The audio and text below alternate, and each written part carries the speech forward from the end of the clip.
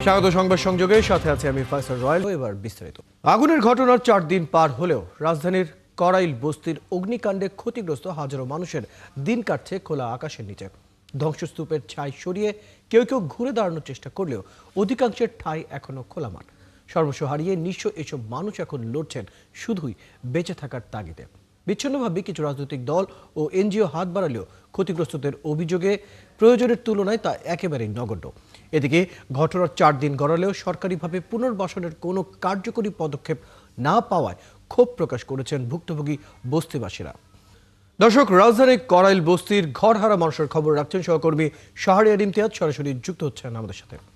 ইমতিয়াজ, এখন কি অবস্থা দেখছেন সেখানে এবং সরকারি সহায়তা না পাওয়ার অভিযোগ অনেকেই করছেন, এই বিষয়ে কর্তৃপক্ষ কি বলছে? হ্যাঁ ফয়সাল, আমরা এখন আছি করাইল বস্তির ক ব্লকে এবং আমরা গত 4 দিন আগে করাইল বস্তিতে যে লেলিহান শিখা, আগুনের শিখা দেখতে পেরেছি এবং এখনো কিন্তু এই করাইল বস্তির মানুষের কিন্তু তাদের কিন্তু সেই রেশ কিন্তু এখনো কিন্তু কাটেনি কিন্তু। এবং আমি যদি আপনাদের দেখাই যে এখানেও কিন্তু করাইল বস্তির যে সকল মানুষেরা আছে এবং সেই আগুনের দুর্ঘটনার 4 দিন পরে তারা আবার সে রেশ কাটানোর চেষ্টা করছে এবং তাদের যে বিচ্ছিন্নভাবে তাদের যে বাড়িঘর আছে সে বাড়িঘর কেউ কেউ স্বতন্ত্রভাবে আসলে বাড়িঘর নির্মাণের চেষ্টা করছে। তবে আমরা যদি বলি বেশিরভাগ মানুষ এখনো কিন্তু খোলা আকাশের নিচেই আসলে বাস করছে এবং তাদের ক্ষেত্রেও তাদের পক্ষ থেকে নানা ধরনের অভিযোগ আছে যে গত 4 দিন পেরোলো কিছু বিচ্ছিন্নভাবে কিছু এনজিও সংস্থা এবং সরকারের পক্ষ থেকে কিছু সাহায্য আসছে এবং এক্ষেত্রে রাজনৈতিক দলগুলোও বিভিন্ন ধরনের সাহায্য করছে, কিন্তু তাদের যে পুনর্বাসনের ক্ষেত্রে তাদের যে ধরনের সহযোগিতা প্রয়োজন সে ধরনের সহযোগিতা কিন্তু তাদের কাছ থেকে কিন্তু আসছে না কিন্তু। এবং তারা এটাও বলছে যে বিচ্ছিন্নভাবে তাদেরকে যেটা হচ্ছে যে বাসায় বাসায় গিয়ে লিস্ট করার পরিবর্তে তাদেরকে বিচ্ছিন্নভাবে একটা স্থানে গিয়ে তাদেরকে সাহায্য দেওয়া হচ্ছে। এটা আসলে তাদের ক্ষেত্রে এটা কোনোভাবে আসলে যথেষ্ট নয় এবং এখন তারা যেটা দাবি করছে যে সরকারের পক্ষ থেকে তাদেরকে যাতে এই পুনর্বাসনের ক্ষেত্রে যাতে তাদের পরিপূর্ণভাবে একটা সাহায্য দেওয়া হয় এবং তাদেরকে বাড়ি বাড়িতে গিয়ে তাদেরকে লিস্টের মাধ্যমে যাতে সাহায্য করা হয়, কারণ এইখানে যে ধরনের সহযোগিতা করা হচ্ছে সেই সহযোগিতার মাধ্যমে যারা প্রকৃত আসলে ভুক্তভোগী তারা কিন্তু আসলে সাহায্য পাচ্ছে না, এরকমই আসলে তারা অভিযোগ করছে। তো রাজধানীর এই বস্তি থেকে এই ছিল আমার কাছে সর্বশেষ। শাহরিয়ার ইমতিয়াজ, আপনি খবর রাখতে থাকুন, প্রয়োজনে আবারও যুক্ত হবো আপনার সাথে। দর্শক, আমাদের সাথে আমাদের সহকর্মী শাহরিয়ার ইমতিয়াজ যুক্ত ছিলেন, যারা ছিলেন রাজধানীর করাইল বস্তির বস্তিহারা মানুষদের যে বর্তমান সর্বশেষ খবর সে বিষয়ে জানছিলাম। এদিকে ব্রাহ্মণবাড়িয়া শহরের কান্দিপাড়া এলাকায় আধিপত্য বিস্তার নিয়ে বৃহস্পতিবার সংঘর্ষের সূত্র ধরে সাদ্দাম নামে এক যুবককে হত্যা করেছে প্রতিপক্ষ। সদর মডেল থানার ভারপ্রাপ্ত কর্মকর্তা আজহারুল ইসলাম জানান, আধিপত্য বিস্তার নিয়ে কান্দিপাড়া এলাকায় লায়ন শাকিল গ্রুপ ও জেলা স্বেচ্ছাসেবক দলের আহ্বায়ক দেলোয়ার হোসেন দিলীপ গ্রুপের মধ্যে দীর্ঘদিনের বিরোধ ছিল। এরই জেরে সন্ধ্যায় দুই গ্রুপের সংঘর্ষ বাধে। এক পক্ষ আরেক পক্ষের উপর এলোপাথারি ছড়া গুলি ছোড়ে। এতে টুটুল, শিহাব ও সাজু মিয়া নামে 3 জন গুলিবিদ্ধ হন। পরে তাদের উদ্ধার করে হাসপাতালে নেওয়া হয়। এই ঘটনার পর রাত 1:30টার দিকে প্রতিপক্ষের লোক সাদ্দামকে বাড়ি থেকে ডেকে দিয়ে গুলি করে হত্যা করে। একজনের একটু প্রায় 20-30টার মতো আঘাত লাগছে, আরেকজন হচ্ছে 3-4টা। শর্ট টাইমের মধ্যে এটা বুঝতে পারবো যে আসলে কি নিয়ে তাদের মধ্যে দ্বন্দ্বটা চলছে। তো আমরা এখানে আছি, আমরা সবকিছু খোঁজ খবর নিচ্ছি। আমরা খুব শীঘ্রই বা অতি সত্বরই আমরা হয়তো জানতে পারবো আসলে দুই পক্ষের মধ্যে কি নিয়ে এই ঝামেলাটা হয়েছে। দর্শক, ব্রাহ্মণবাড়িয়ার আরো বিস্তারিত খবর জানাতে আমাদের সাথে যুক্ত হচ্ছেন সহকর্মী জালাল উদ্দিন রুমি। এই মুহূর্তে সেখানকার পরিস্থিতি কেমন দেখছেন এবং এই পরিস্থিতি নিয়ন্ত্রণে আইন শৃঙ্খলা বাহিনী কি ধরনের পদক্ষেপ নিয়েছে বা নিচ্ছে, বিস্তারিত জানাবেন। সাদ্দামের বাড়িতে এখানে সাদ্দামের যে স্বজন ও এলাকাবাসী কিন্তু এখানে ভিড় করছেন। তারা বলছেন যে আসলে এ ধরনের ঘটনা অনাকাঙ্ক্ষিত, দুটি পক্ষের মধ্যে বিরোধের জের ধরে তাকে কিন্তু গতকাল রাতে বাড়ি থেকে ডেকে নিয়ে হত্যা করা হয়েছে বলে তার সাদ্দামের বাবা আমাকে বলেছেন। তিনি বলেছেন তার ছেলেকে বাড়ি থেকে ডেকে নিয়ে তাকে নির্মমভাবে হত্যা করা গুলি করে নির্মমভাবে হত্যা করা হয়েছে। আপনি জানেন যে গতকাল কিন্তু সন্ধ্যায় কিন্তু দুটি পক্ষের মধ্যে কিন্তু গুলিবর্ষণের ঘটনা ঘটে। এতেও কিন্তু 3 জন গুলিবিদ্ধ সহ বেশ কয়েকজন আহত হয়। এই ঘটনার পরপর একই ঘটনাকে কেন্দ্র করে আবার রাত 10:30টার দিকে দ্বিতীয় দফা ধাওয়া পাল্টা দেওয়া এবং আক্রমণের ঘটনা ঘটে এবং এরই জের ধরে রাত 1:30 থেকে 2টার কোনো এক সময় এখানে তাকে বাড়ি থেকে ডেকে নিয়ে যায় বলে তার বাবা মুসলিমি আমাকে বলেছেন। তিনি বলেছেন জালালউদ্দিন রুমি খবর রাখতে থাকুন। দর্শক, আমাদের সাথে ব্রাহ্মণবাড়ি থেকে যুক্ত ছিলেন সহকর্মী জালালউদ্দিন রুমি। জানছিলাম সেখানকার যে আধিপত্য বিস্তারকে কেন্দ্র করে যে সংঘর্ষ হয়েছে সে বিষয়ে বিস্তারিত জানছিলাম। যুগপৎ আন্দোলনের শরিকদের আসন বন্টনের বিষয়ে শীঘ্রই চূড়ান্ত সিদ্ধান্তে আসতে চায় বিএনপি। দলটির নীতি নির্ধারকরা বলছেন বাস্তবতার নিরিখে আসন ভাগাভাগি করা হবে। এছাড়া ঘোষিত 237 আসনের কয়েকটিতে পরিবর্তন আসতে পারে বলে আভাস পাওয়া গেছে। এবার নির্বাচনী প্রচারের ভিন্নতা আসছে বলেও জানান দলটির নীতি নির্ধারকরা। শফিকুল হকের বিশেষ প্রতিবেদন। নানা শঙ্কা কাটিয়ে আগামী ফেব্রুয়ারিতে নির্বাচনের পথে এগুচ্ছে দেশ। আগামী মাসের প্রথমে নির্বাচনের তফসিল ঘোষণা হতে পারে। এরপরেই শুরু হবে ভোটের আনুষ্ঠানিকতা। জুলাই সনদ, গণভোট সহ বিভিন্ন ইস্যুতে রাজনৈতিক দলগুলোর মধ্যে মতপার্থক্য থাকলেও নির্বাচনের প্রস্তুতিতে নেমে পড়েছেন সম্ভাব্য প্রার্থীরা। জোট শরিকদের মধ্যে আসন বন্টন, নির্বাচনী কর্মকৌশল ও ইশতেহার তৈরির কাজ চলছে। আসন তো চাইতেই পারে এবং চাওয়াটাই স্বাভাবিক, তাই না? সকলের অধিকার আছে চাওয়ার। যুগপৎ শরিকদের আসন বন্টনের বিষয়ে খুব দ্রুতই সিদ্ধান্ত নেয়ার কথা জানালেন বিএনপির স্থায়ী কমিটির 2 জন সদস্য। সাধ্যের মধ্যে সর্বোচ্চ ছাড় দিয়ে শরিকদের আসন দেয়া হবে বলে জানান তারা। যেখানে যেখানে যেটা যথার্থ সেটা করা হবে। এটা এখানে কোনো নাম্বারের কোনো ইস্যু নেই, কারণ আমরা এমন না যেটা কোটা ভাগ করছে। এখানে যাদের যেখানে সুযোগ আছে, যথার্থতা আছে একটা নির্বাচনী এলাকায়, সেইভাবে আলাপ আলোচনা হচ্ছে। কতগুলো আসন ছাড়তে হবে এটা আমি বলতে পারি না, তবে তাদেরকে আসন দেওয়া হবে এটা আমি বলতে পারি। অতি দ্রুত হয়ে যাবে, চেয়ারম্যান সাহেব খুব দ্রুত করতে চাচ্ছেন। 237 আসনে দলের প্রাথমিক মনোনয়ন ঘোষণার পর বিভিন্ন আসনে বিক্ষোভ চলছে। তবে এটিকে অস্বাভাবিক মনে করেন না দলটির এই নীতি নির্ধারক। কয়েকটি আসনে প্রার্থী পরিবর্তনের ইঙ্গিত ছিল তার কথায়।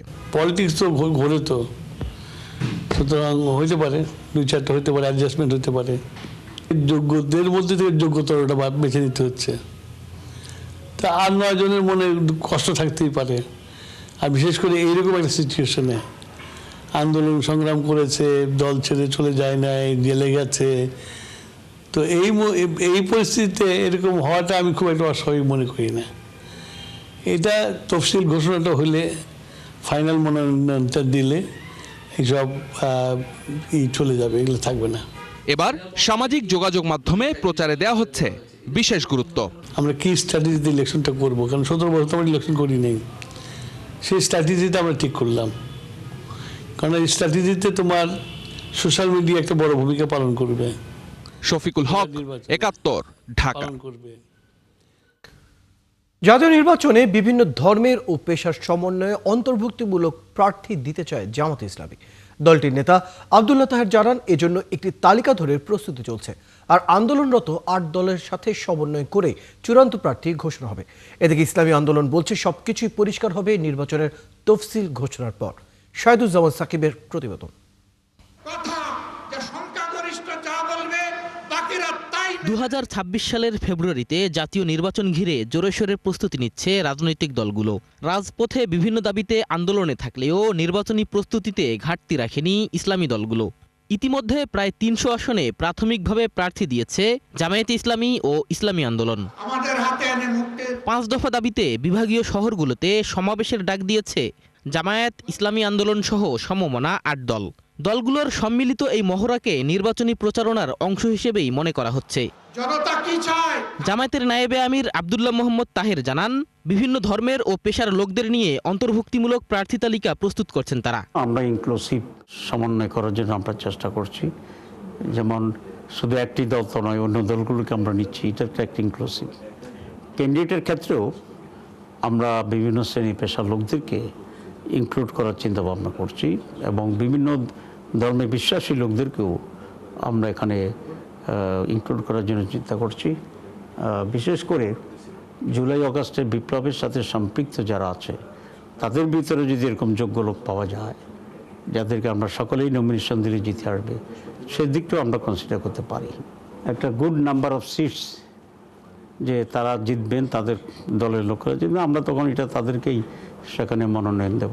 নির্বাচনের তফসিল ঘোষণার পর সমমনা দলগুলোর সাথে আলোচনা করে প্রার্থী চূড়ান্ত করা হবে বলে জানান জামায়াতের একজন সহকারী সেক্রেটারি। যেহেতু আমরা একসাথে আন্দোলনে আছি, নির্বাচনের সমঝোতার মধ্যে করার নীতিগত ফয়সালা আছে, সেজন্য সবাই নির্বাচনে কাজে মজা পাচ্ছে এবং আশা করি তফসিল ঘোষণা হলে তারপরে আমরা আসন সংখ্যাটা কোন দলে কিভাবে পেতে পারে এটা আমরা চূড়ান্তভাবে জানতে পারবো, দেখতে পাবো। তবে আসন ভাগাভাগি নিয়ে 8 দল এখনো কোনো আলোচনা করেনি। ইসলামী আন্দোলনের যুগ্ম মহাসচিব গাজী আতাউর রহমান বলেন, বিজয়ী হতে পারবে এমন প্রার্থী যে দলেরই হোক সমর্থন দেবেন তারা। কোন দল ডেলিভারি করে এখন মাসে লাভ হচ্ছে 50,000 টাকার উপরে। বাংলাদেশ পুলিশে তখন চাকরি হয়, আমি তখন ইন্টার ফার্স্ট ইয়ারে পড়ি, ওইটা আসলে রিজেক্ট করি। চাকরির কোনো সেক্টরে ঢুকে এরকম কোনো ইচ্ছা আমার ছিল না। লেখাপড়ার পাশাপাশি রাত্রেবেলা এই ফুড ডেলিভারি কাজটা করতেছি। আগে কিছু রান্নার শিখছি আমার আম্মুর থেকে, দেন তারপর একটা শেফের কাছ থেকে কিছু শিখে একটা কোর্স করি আমি রান্নার, তারপর আমি লেখাপড়ার পাশাপাশি রান্নার কাজটা আমি করতেছি। এখন শোনাবো বিশ্ববিদ্যালয় পড়ুয়া চন্দ্রিমার কথা। টিউশনির টাকা বাঁচিয়ে অনলাইনে শুরু করেন জুয়েলারি আর ঘড়ির ব্যবসা। খুঁজে খুঁজে মানসম্পন্ন পণ্য কিনে তা আবার বিক্রি করেন অনলাইনে। গ্রাহকের সাড়াও বাড়ছে দ্রুতই। গ্রাহকদের আস্থার প্রতীক হয়ে চন্দ্রিমার স্বপ্ন এখন উদ্যোক্তা হবার। মেয়ে বড় উদ্যোক্তা হবেন এমন স্বপ্নই দেখেন বলে অশ্রুসিক্ত চোখে জানান মা মুন্নি বড়ুয়া। অনেক বড় উদ্যোক্তা হোক সেটা আমি চাই, আমি মা হিসাবে, এবং ওর বাবারও খুব ইচ্ছা ওর মেয়ে একটা কিছু হোক। আমি কাজ করছি ছোটদের ঘড়ি নিয়ে এবং মেয়েদের জুয়েলারি নিয়ে। এই ব্যবসাটাকে আমি আরও বড় পরিসরে নিয়ে যেতে চাচ্ছি, আমি আরও বড় একটা উদ্যোক্তা হতে চাচ্ছি। বিশ্ববিদ্যালয় ও কলেজ শিক্ষার্থীদের সাথে পাল্লা দিয়ে এগিয়ে চলছে স্কুলের পড়ুয়ারাও। এই যেমন সারফারাজ, বকশীবাজারে ঢাকা শিক্ষা বোর্ডের সামনে তার ফাস্টফুডের দোকানটি সবার থেকে আলাদা। খাবার তৈরি থেকে পরিবেশনা কিংবা গোছানো এক হাতে সারতে হয় সব কাজ। সবাই তো চায় বড় হয়ে ইঞ্জিনিয়ার বা ডক্টর হবে, কিন্তু আমি আগের থেকেই ভাবতাম যে এরকম একটা বিজনেস স্টার্ট করব, তাই আমার মা বাবার সাপোর্টে আমি এখন থেকে এই খাবারের দোকানটা দিলাম। 16 বছর বয়সী সারফারাজ বলেন, ভবিষ্যতে বড় রেস্তোরাঁর মালিক হতে চান তিনি। এমন স্বপ্নে তার প্রধান সঙ্গী মা। এই দিক থেকে আমার যে ইনকামটা আসে, এই দিক থেকে ইনকাম দিয়ে আমি আমার বাবা মাকে বা আমার পড়াশোনাতে হেল্প করি। ছেলে মেয়েদের এই ধরনের আগ্রহকে ভবিষ্যতের জন্য ভালো বলে মনে করছেন শিক্ষকরাও। পড়ালেখা বা পাঠ্যপুস্তক নির্ভর যে প্রবণতা আগে ছিল সেখান থেকে সরে এসে সে বিভিন্ন ধরনের জ্ঞান অর্জন করে, এবং অর্জন করার মাধ্যমে সে ভবিষ্যতে কম্পিটিটিভ ওয়ার্ল্ড অনলাইন হোক আর অফলাইন হোক সেখানে সে টিকে থাকতে পারছে এবং সে নিজেকে নতুনভাবে তৈরি করতে পারছে। নগর জুড়ে শত শত উদ্যোক্তার একটি বিশ্বাস, পণ্যের মান ভালো হলে গ্রাহকদের সাড়া মিলবেই। তার ফলেই ধীরে ধীরে বাস্তব হবে তাদের স্বপ্ন। একটা সময় পড়াশোনা শেষ করে ক্যারিয়ার নিয়ে ভাবতেন শিক্ষার্থীরা, তবে এখন পাল্টে গেছে সময়। পড়াশোনা চলাকালীনই ক্যারিয়ার নিয়ে ভাবছেন তারা। ডাক্তার, ইঞ্জিনিয়ার কিংবা সিলেক্টিভ কোনো পেশা নয়, উদ্যোক্তা হতেই বেশি আগ্রহী শিক্ষার্থীরা। সন্তানদের নিয়ে চিন্তা ভাবনায় পরিবর্তন এসেছে অভিভাবকদেরও। ছেলে মেয়ের উদ্যোক্তা পেশাকে সাপোর্ট করছেন তারাও। হুমায়রা সিদ্দিকা, 71, ঢাকা। দর্শক, ভাষণটাকে জামাতের আমির কথা বলছেন, সরাসরি যুক্ত হচ্ছে সেখানে।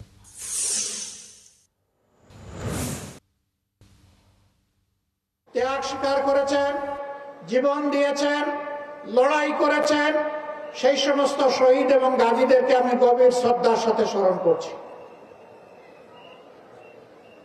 যারা লড়াই করতে গিয়ে জীবন দিয়েছেন, মহান আল্লাহ তাআলার দরবারে দোয়া করে আল্লাহ যেন তাদেরকে শহীদ হিসাবে কবুল করেন।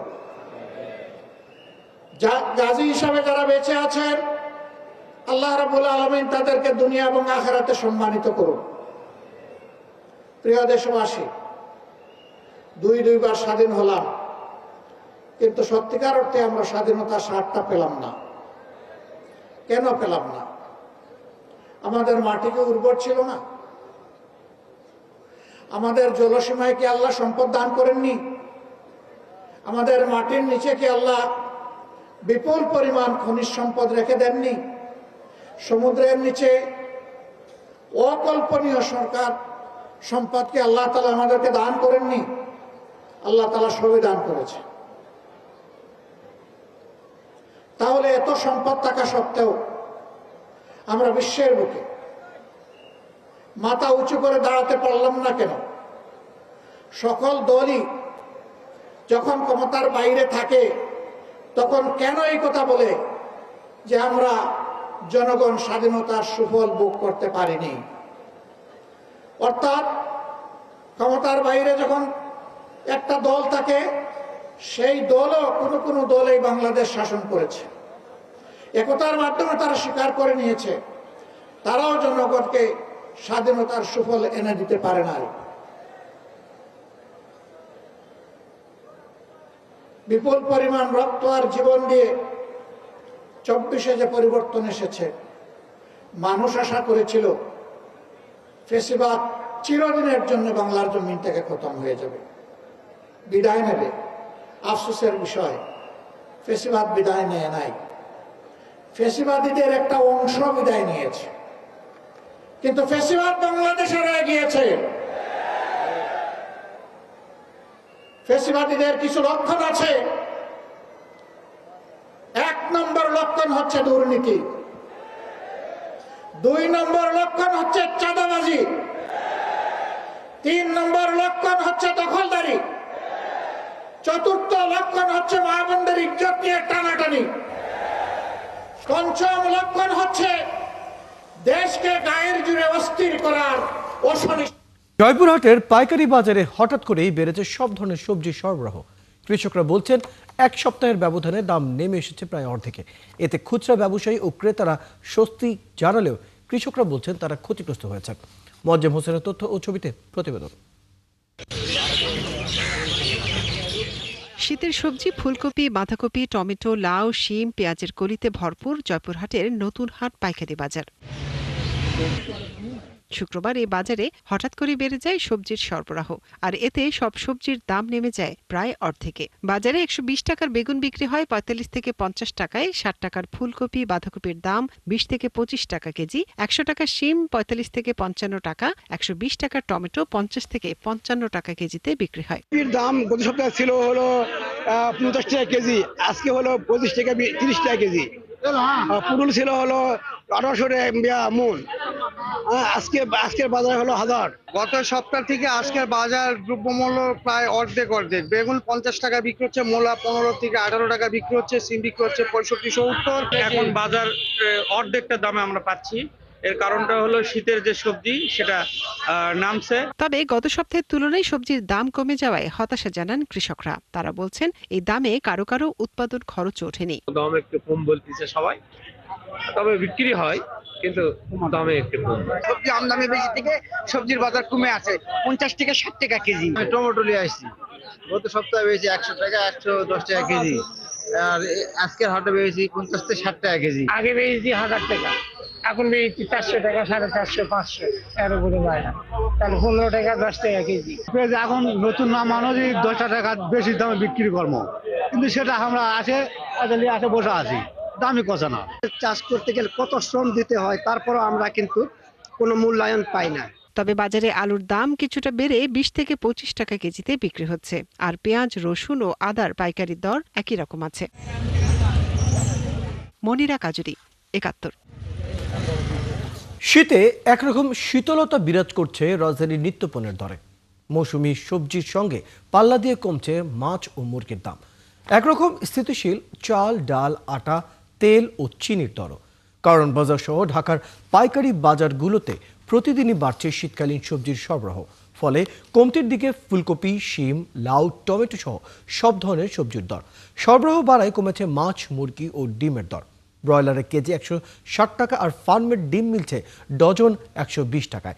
এছাড়া চাষের শিং 300, কই পাঙ্গাস 200 টাকা কমে কেনা যাচ্ছে। মুদি পণ্যের দরও এরকম স্থিতিশীল, তবে পেঁয়াজের দামের ঝাঁজ রয়ে গেছে এখনো। দর্শক, বাজার পরিস্থিতি জানবো আমরা। আমাদের সাথে যুক্ত হচ্ছেন সহকর্মী রাকিব হোসেন আপরো। রাকিব, সবজির বাজারে সরবরাহ কেমন দেখছেন, এবং পেঁয়াজ ও আদা রসুনের দাম গত সপ্তাহে আমরা বেশ বাড়তি অবস্থায় দেখতে পেয়েছি, এই সপ্তাহে কেমন দেখছেন? দেখুন, শুরুতে যদি আমরা শীতকালীন শাকসবজির বিষয়টা বলি, সরবরাহ যে বাড়ছে সেটা আপনি দেখতে পাচ্ছেন, এবং আমরা গত কয়েক সপ্তাহ ধরে দেখছি যে প্রতিদিনই শীতকালীন শাকসবজির সরবরাহ বাড়ছে। কিন্তু এই শীতকালীন শাকসবজির দাম আসলে বেশি না কম সেটা নিয়ে প্রশ্ন রয়েছে। কারো কারো কাছে মনে হচ্ছে যে এইটা দাম বেশি, আবার কারো কাছে মনে হচ্ছে যে এটা দাম কম। তো এই ক্ষেত্রে আসলে ভোক্তাদের আয়ের উপর নির্ভর করছে যে কার কাছে দাম বেশি মনে হচ্ছে আর কার কাছে বেশি মনে হচ্ছে। এবং একইভাবে আমরা যদি কৃষকের জায়গা থেকে এই বিষয়টা মূল্যায়ন করি, কৃষক আসলে উৎপাদন খরচ কত করেছে এই শাকসবজির পেছনে এবং সেই কৃষক দাম কত পাচ্ছে, সেটাও কিন্তু গুরুত্বপূর্ণ একটা বিষয় যে আসলে কৃষক সঠিক দাম পাচ্ছে কিনা। তো যখন আসলে শীতকালীন শাকসবজির বা যে কোনো কৃষি পণ্যের দাম কমে যায় একেবারে, তখন আসলে ভোক্তার জন্য এটা স্বস্তিদায়ক হয়, সে সহজে কিনতে পারে। কিন্তু আবার কৃষকের জন্য সেটি আবার কষ্ট হয়ে যায় কিনা বা তার অনাগ্রহ জমে কিনা সেটা দেখার বিষয়। তো এই দুইটা বিষয় কিন্তু আসলে সরকারি যে সংস্থাগুলো আছে, যেমন ভোক্তা অধিকার সংরক্ষণ অধিদপ্তর আছে, তারা ভোক্তার অধিকার সংরক্ষণ নিয়ে কাজ করে, এবং কৃষি বিপণন অধিদপ্তর তারা কৃষি পণ্যের দাম নির্ণয় করে দিয়ে এবং কৃষকের যেন ন্যায্য মূল্য পায় সেটা নিয়ে কাজ করে। তো এই দুটি সংস্থার কাজের সমন্বয় দীর্ঘদিন ধরে নেই এবং এখনও সেটি ঘাটতি রয়েছে, যে কারণে এখনও অনেক ক্ষেত্রে কৃষক ক্ষতিগ্রস্ত হচ্ছে, আবার ভোক্তা ক্ষতিগ্রস্ত হচ্ছে। আবার বাজারে আমরা আরেকটা বিষয় দেখতে পাই যে এইসব কৃষি পণ্যের ক্ষেত্রে যে খুচরা বিক্রেতারা আছেন বা পাইকাররা আছেন, তারা এখানে কিছুটা কারসাজি করে বাড়তি মুনাফা করার চেষ্টা করেন। সেক্ষেত্রে আমরা খুচরা বাজারে দেখতে পাই যে তারা বলেন যে এটা মান ভালো, অন্যান্য সবজির তুলনায় মান ভালো হওয়ার কারণে দামও ভালো, এরকম নানা অজুহাত তারা দেখায় এবং নানা অজুহাত দেখিয়েই কিন্তু তারা মূলত বাড়তি দাম নেয়। এবং বাজার ভেদেও কিন্তু আমরা দেখতে পাই যে দাম আসলে ওঠানামা করে, এক এক বাজারে এক এক রকম। যেমন আমরা কারণ বাজারে দেখেছি একরকম দাম, এখন মোহাম্মদপুর টাউন হল বাজারে দেখি আরেক রকম দাম। তো সব মিলিয়ে বলা যাচ্ছে যে এই যে বাজারের যে একটা অস্থিরতা বা দামের যে ওঠানামা, এটা আসলে চলমান একটা প্রক্রিয়া। এখানে নজরদারি আরো বাড়াতে হবে এবং তদারকি আরো বাড়াতে হবে সরকারি সংস্থাগুলোকে। ধন্যবাদ সহকর্মী, আপনি খবর রাখতে থাকুন। পরবর্তীতে তার সাথে আমরা আবার যুক্ত হব। দর্শক, আমাদের সাথে রাকিব হোসেন যুক্ত ছিলেন, জানাচ্ছিলেন বাজার পরিস্থিতি। এদিকে ঢাকা ইউনিভার্সিটির ভিসি আইবিএফ ভর্তি পরীক্ষা সংক্রান্ত বিষয় নিয়ে কথা বলছেন, আমরা সরাসরি সেখানে যুক্ত হচ্ছি। ডিউ ডিলিজেন্স প্রসেসগুলো আছে, প্রতিটি একটি করে আমরা সচেতনতার সাথে করেছি এবং আমরা আশা করছি যে সবকিছু আপনাদের সহযোগিতা ঠিক থাকবে। আমরা আল্লাহর উপর ভরসা করছি এবং যে কোনো ত্রুটি বিচ্যুতি হলে সঙ্গে সঙ্গে আমরা সেটি আপনাদেরকে জানাবো এবং সে অনুযায়ী প্রয়োজনীয় সংশোধনের ব্যবস্থা নেব। দর্শক, ঢাকা ইউনিভার্সিটির ভিসি কথা বলছিলেন আইবিএ ভর্তি পরীক্ষা পরিদর্শন শেষে। আমরা সরাসরি সেখানে যুক্ত ছিলাম। কেমন আছেন মনের কথা বলা মনের মানুষ মোস্তফা মনোয়ার? 90 বছর পার করার অগ্রগণ্য এই চিত্রশিল্পীর জীবন কাটছে এখন বিছানায়। পেয়েছে স্মৃতিশক্তির লোভ, তবুও ভোলেননি রবীন্দ্রনাথকে। অনায়াসে শোনান বাবা গোলাম মোস্তফার লেখা কবিতা আমরা নতুন আমরা করি, আর শোনান জীবনে কোনো খেদ নেই। নবটিপর এই শিল্পীর কথা শুনেছেন পার্থ সঞ্জয়। আমরা নতুন আমরা করি নিখিল বন নন্দনে, অষ্টে রাঙা হাজে রেখা জীবন জাগে স্পন্দনে, লক্ষ্য আছে অন্তরে ঘুমিয়ে আছে মন্তরে, ঘুমিয়ে আছে শিশুর পিতায় সব অন্তরে। বাবা কবি গোলাম মুস্তফার লেখা কবিতাখানি তার মুখে অনায়াসে উঠে আসে, তবে আসে না বাবার আর তেমন কোনো স্মৃতি। সারাক্ষণ তাকে দেখে রাখতে হয়, বিছানাতেই কাটে বেশিরভাগ সময়। তবে মাঝে মাঝে হুইল চেয়ারে ঘরটা ঘুরিয়ে দেখান স্ত্রী মেরি মনোয়ার। আজকে তোমরা দেখলে যে কথা সুন্দর করে বলছে, মাঝে মাঝে একটু খেয়ে হারিয়ে যাচ্ছে, এটাই নতুন জটিলতা। তো এটা অবশ্য বয়সের সঙ্গে সঙ্গে যে কোনো মানুষেরই হতে পারে। মাঝে মাঝে গেয়ে ওঠেন ও আমার দেশের মাটি তোমার পরে ঠেকাই মাথা, ও আমার দেশের মাটি তোমার তরে ঠেকাই মাথা। তবে বুকে বেঁধে রাখেন রবীন্দ্রনাথকে।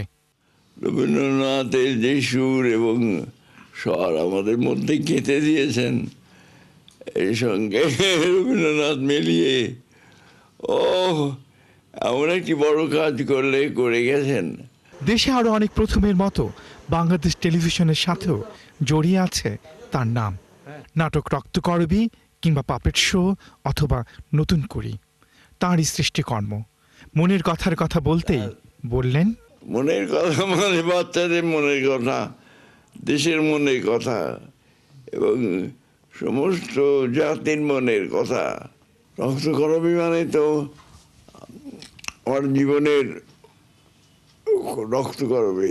বার্ধক্যের জীবনে অনেকটাই জুড়ে আছেন নাতনি, যাকে আদর করে ডাকেন বুবুরানী। বুবুরানী, এইটা হলো আমার সবচেয়ে প্রিয় ডাক, আর এটা ওর নাকি শুনতে সবচেয়ে ভালো লাগে আমার এই ডাকটা। আমাদের নাতনি আমায়া যখন আসে দাদার কাছে, তখন ওকে দেখেই মুখটা উজ্জ্বল হয়ে যায়। দেশপ্রেমী শিল্পী বড় হয়, এমন কথা বলে শিল্পী শোনান জীবনের খেদ নিয়ে বড় হওয়া যায় না। আক্ষেপ সেরকম নেই আমার, তার কারণ হলো আক্ষেপ নিয়ে বেশি দূর চলা যায় না। পার্থ সঞ্জয়, ৭১, ঢাকা।